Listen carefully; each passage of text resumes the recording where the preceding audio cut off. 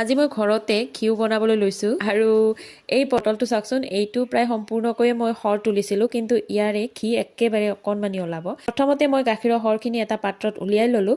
ঘৰৰ ঘিবোৰ খাবলৈ বেছি ভাল হয় দিয়কচোন, বজাৰৰ ঘিবোৰত কিবা কিবি ভেজালো থাকিব পাৰে নহয়নে বাৰু।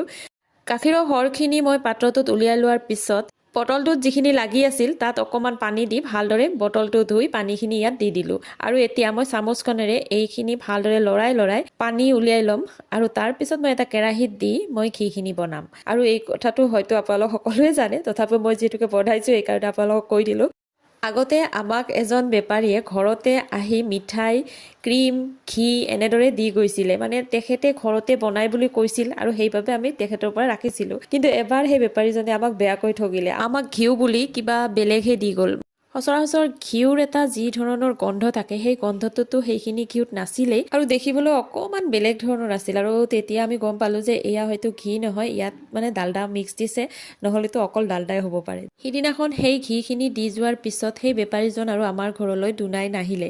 হয়তো তেখেতে নিজে নিজৰ দোষটো বুজি পাইছে। আমাকো যদি সিদিনাখন তেনেকুৱা ঘি নিদিলেহেঁতেন হয়তো আমি ডালডা মিক্স থকা সেই ঘিবোৰে এতিয়াও খাই থাকিলোহেঁতেন।